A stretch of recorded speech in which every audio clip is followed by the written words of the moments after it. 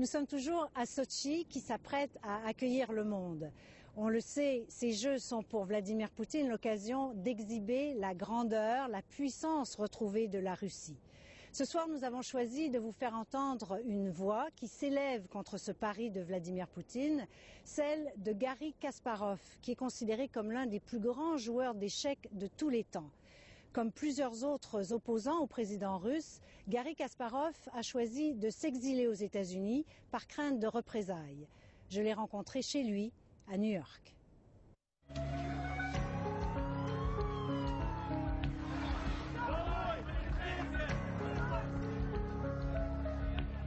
Il a souvent été au cœur des manifestations contre Vladimir Poutine, une des figures emblématiques de l'opposition contre le régime russe.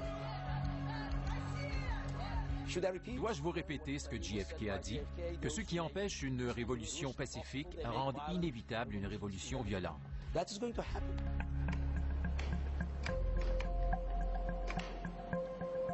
Garry Kasparov est un ancien champion d'échecs, un des plus grands de l'histoire.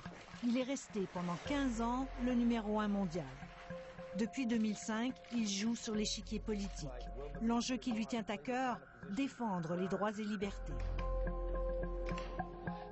All I wanted to do, and as I said it from the very beginning of my engagement, in what I always treated as human rights fight, not political fight, is to make J'ai sure toujours dit que mon engagement politique pour la défense des droits de la personne avait comme but d'empêcher une transition révolutionnaire sanglante. I did what I could. I will be trying to influence with my modest ability. J'ai fait ce que j'ai pu avec ma modeste influence sur les événements. Mais il semble évident que Poutine voudra rester au pouvoir pour le reste de ses jours. Faudra voir si la nouvelle génération, avec des opinions différentes, pourra le tolérer 5 ou 10 ans encore. Garry Kasparov tentera pendant des années d'organiser un mouvement d'opposition à Vladimir Poutine. Il se présente même contre lui au présidentiel, mais sans succès. En 2012, il est arrêté et brièvement emprisonné. La réélection de Poutine met fin à ses aspirations. Tell your leaders that this regime is criminal, is a police state. Let's not use a word. Ne parlons pas d'élection, personne n'est élu à vie. C'est une comédie. Putin's elections is a charade. But you're saying dictator, but he's been elected. Don't use this word. Don't insult my intelligence. N'utilisez pas ce mot. N'insultez pas mon intelligence. Une élection veut dire que vous avez un parti d'opposition, un parti inscrit, que vous avez la liberté de presse et que les gens ont accès à la télévision. C'est un processus qui permet aux gens d'avoir des opinions différentes, des partis politiques qui puissent se défier le candidat sortant. Tout cela n'existe pas en Russie. Vous ne pouvez pas vous inscrire dans le système politique à moins d'être fidèle à 100% au régime. Unless you are loyal, 100% loyal to the regime.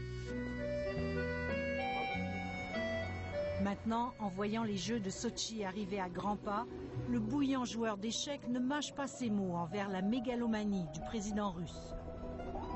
Then you look at the whole project. It's a typical dictator's mania. Tout ça, c'est le projet d'un dictateur. Il faut vraiment faire des efforts pour trouver un seul endroit en Russie qui n'ait pas de neige en hiver. Et Sotchi est un de ces très rares endroits. Where you have palm trees. Exactly, you have palm trees, yes. So, and the average temperature there is plus 10 centigrade. En effet, et la température moyenne est de 10 degrés Celsius. La ville ne peut pas supporter de telles infrastructures. Après les Jeux, elles deviendront des ruines. Basically, it's all should be just ruined because the cost of keeping these constructions alive and functioning is beyond one's imagination. Les coûts d'entretien seront faramineux et la ville de Sotchi ne pourra pas se le permettre. On parle de Jeux qui ont coûté, selon les chiffres officiels de Poutine, 50 milliards de dollars. More than 50 billion US dollars. C'est de la folie. It's insane. Somehow, for me, these games are reminding games in Berlin in 1936. Ces Jeux me font penser à ceux de Berlin en 1936, à l'exception que ceux de Berlin étaient organisés de façon impeccable. Mais chaque fois qu'on fait cette comparaison et qu'on mentionne le nom d'Hitler, les gens ont peur, parce que c'est le mal absolu. By the comparison, because it's ultimate evil.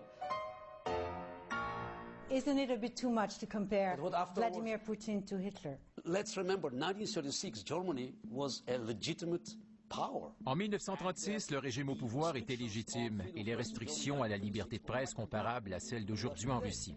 Bien sûr, il y a eu les nazis en 1939-41, mais parlons de 1936. Talk about 1936. I mean, aren't you worried when you say things like this? And I understand, I mean, you explain very brilliantly why you're saying that. But, you know, some people might, you know, say, oh, he's going way too far. You know, why it's too much. Je me fous complètement de ce que pensent les Canadiens. Mes amis sont maintenant tous en prison. But are you truly, personally worried that it Look, you know, could it's go just- as far? The answer is N'oubliez pas qu'il peut faire encore plus de mal que n'importe qui en appuyant sur le bouton. push of the button. The Yeah, Hitler, but he hasn't done it. But look, you know, he hasn't done it. But Hitler in 1936 that hasn't killed anybody. There was no. Hitler n'avait encore rien fait en 1936. Poutine a déjà envahi la Géorgie. En 1936, l'État allemand était légitime. Lisez les journaux. Read the papers. Garry Kasparov dénonce aussi le retour de la Russie comme joueur incontournable sur la scène internationale. Selon lui, Vladimir Poutine a su profiter de la faiblesse de l'Occident au risque de bouleverser l'équilibre de la planète. I think that, you know, when you look at Putin's agenda and I assume at the agenda of the free world, they're not compatible. Quand vous regardez les objectifs de Poutine et ceux du monde libre, ils ne sont pas compatibles. Poutine a besoin d'un prix du pétrole élevé. Si ces prix baissent, il fait faillite, parce qu'il a besoin de liquidités. La seule façon de garder tout le monde à ses pieds est de leur donner des cadeaux. Supplying majority of the population with free goods. So how? Et donc, eh bien, la seule façon de garder les prix du pétrole élevés, c'est d'avoir des conflits au Moyen-Orient. To be stable or to go up is to have more conflicts in the Middle East. Are you saying that's why he's supporting Bashar al-Assad? Absolutely, yeah, and supporting Iranians. Bien entendu. Et qu'il appuie les Iraniens aussi. C'est une situation gagnante pour tout le monde. Ils gagnent de l'argent en leur vendant des armes, et d'un point de vue psychologique, c'est important. Si Bachar al-Assad tombe, ce sera un dictateur de moins. Et il y a déjà beaucoup de dictateurs qui ont été renversés. Garry Kasparov a jugé plus prudent de quitter la Russie. Il vit maintenant ici, à New York, mais il refuse de se taire. Look, you know, I do what I can, the best that I can within my modest ability. Je fais ce que je peux modestement. Je suis père de famille et bien occupé. Mais je critique à voix haute. Vous m'entendrez beaucoup plus ici qu'à Moscou. I don't think you can hear more of me here than in Moscow. Thank you very much.